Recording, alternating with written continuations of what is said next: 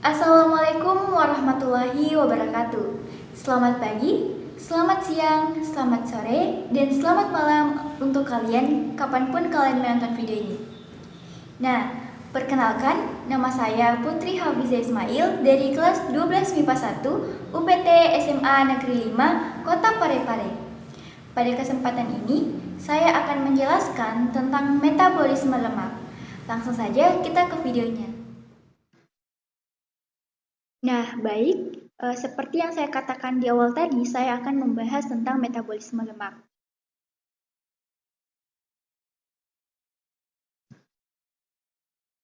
Nah, teman-teman, pada kesempatan ini saya akan membahas tentang 3 indikator. Yang pertama, oksidasi asam lemak jenuh. Yang kedua adalah oksidasi beta. Yang ketiga adalah metabolisme gliserol. Nah, sebelumnya teman-teman kita harus tahu apa sih itu lemak. Nah, lemak adalah suatu zat yang kaya akan energi teman-teman. Jadi, lemak ini berfungsi juga untuk sebagai sumber utama untuk proses metabolisme tubuh kita. Nah, lemak yang beredar dalam tubuh kita itu berasal dari dua sumber, yaitu makanan dan juga hasil produksi organ hati. Nah, tetapi lemak yang beredar dalam tubuh kita itu tidak sepenuhnya dari makanan yang berlemak saja, namun ada juga dari protein dan karbohidrat. Untuk hasil produksi organ hati sendiri, ya sudah pasti hasil produksi organ hati itu yang disimpan di dalam sel-sel lemak sebagai cadangan energi kita nantinya. Nah, materi pertama yaitu oksidasi asam lemak jenuh. Nah, asam lemak yang terjadi pada proses hidrolisis lemak mengalami proses oksidasi dan menghasilkan asetil koenzim A. Nah, salah satu hipotesis yang dapat kita terima teman-teman yaitu bahwa asam lemak terpotong atas dua atom karbon. Nah, setiap kali terpotong dua atom karbon, setiap kali dia beroksidasi. Oleh karena oksidasi terjadi pada atom karbon beta, maka oksidasi tersebut dinamakan dengan beta oksidasi. Nah, di mana sih katabolisme lemak terjadi? Nah, katabolisme lemak terjadi di dalam matriks mitokondria. Asam lemak masuk ke dalam mitokondria melalui suatu shuttle yang disebut dengan carnitine shuttle. Hal ini terjadi karena membran dalam mitokondria ini tidak dapat dilewati oleh asam lemak.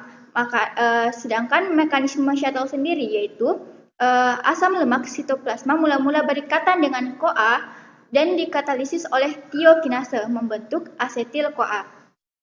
Selanjutnya, asam asetil-CoA ini akan menyumbangkan gugus asetilnya ke karnitin membentuk asetin-karnitin. Asetin-karnitin inilah yang akan membawa asam lemak masuk ke matriks mitokondria. Masih tentang oksidasi asam lemak jenuh. Nah, kita akan membahas tentang proses penguraian asam lemak atau beta oksidasi. Nah, jadi teman-teman, proses lintasan beta oksidasi merupakan serangkaian reaksi yang bertujuan membuang dua karbon dari ujung gugus karboksil asam lemak dan dikeluarkan dalam bentuk asetil-CoA. Nah, prosesnya ini terjadi atas 4 tahap reaksi. Yang pertama, dehidrogenesis atau reaksi pelepasan hidrogen. Yang kedua, hidrasi atau penambahan H2O. Dan yang ketiga adalah oksidasi, yaitu pelepasan elektron. Dan yang terakhir adalah tiolisis, yaitu pengeluaran asetil-CoA dari rantai asam lemak. Nah, hal ini mengakibatkan asam lemak mengalami pemendekan secara terus-menerus, teman-teman. Nah, saya akan membahas sedikit tentang tahap-tahapan oksidasi proses penguraian asam lemak ini atau beta oksidasi. Nah, jadi reaksi pertama beta oksidasi ialah oksidasi asetil-CoA oleh enzim asetil-CoA dehidrogenase dengan bantuan FAD sebagai koenzimnya. Nah, reaksi ini membentuk ikatan rangkap antara atom C kedua dan ketiga. Nah, Selanjutnya ikatan rangkap mengalami hidrasi. Yang ini hidrasi, yang kemudian karbon ketiga beta mengalami oksidasi membentuk 3 ketoasil CoA. Nah, pada reaksi ini NAD berfungsi sebagai koenzimnya.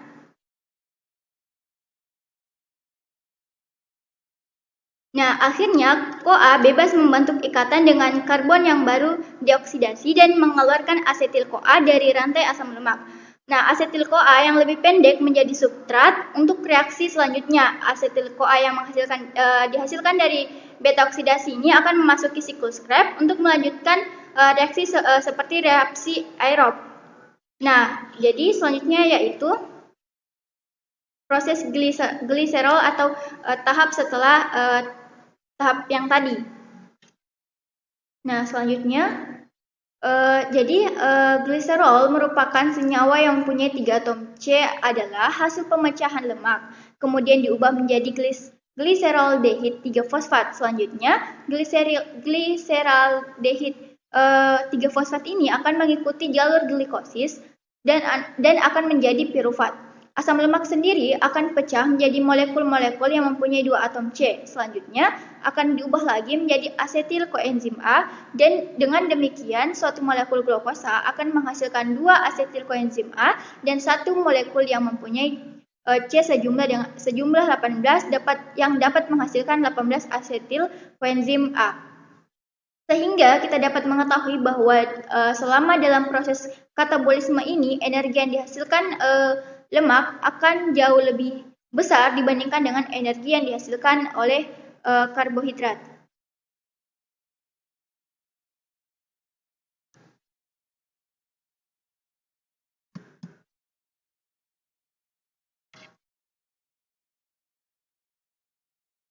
Nah, proses gliserol menjadi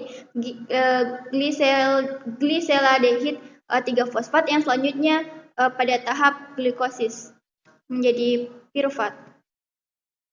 Nah, ini dia. Selanjutnya adalah metabolisme gliserol. Nah, gliserol sendiri sebagai tadi sudah kita bahas sedikit. Jadi, gliserol sebagai hasil hidrolisis lemak atau trigliserida dapat menjadi sumber energi. Nah, gliserol ini selanjutnya masuk ke dalam jalur metabolisme karbohidrat, yaitu glikosis. Pada tahap awal, gliserol mendapatkan 1 gugus fosfat dari ATP membentuk gliserol 3 fosfat. Yang ini. Selanjutnya, senyawa ini akan masuk ke dalam rantai respirasi membentuk dihidroksiaseton fosfat, suatu produksi dalam jalur glikosis.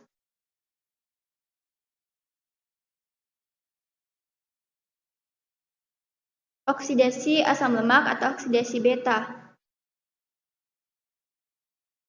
Nah, untuk memperoleh energi, asam lemak ini dapat dioksidasikan dalam proses yang dinamakan dengan oksidasi beta, teman-teman.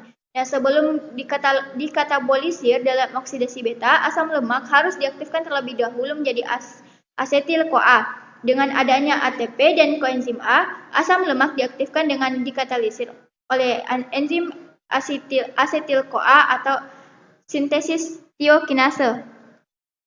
Jadi ini enzimnya, dan ini asam lemak yang akan diubah menjadi asetil-CoA.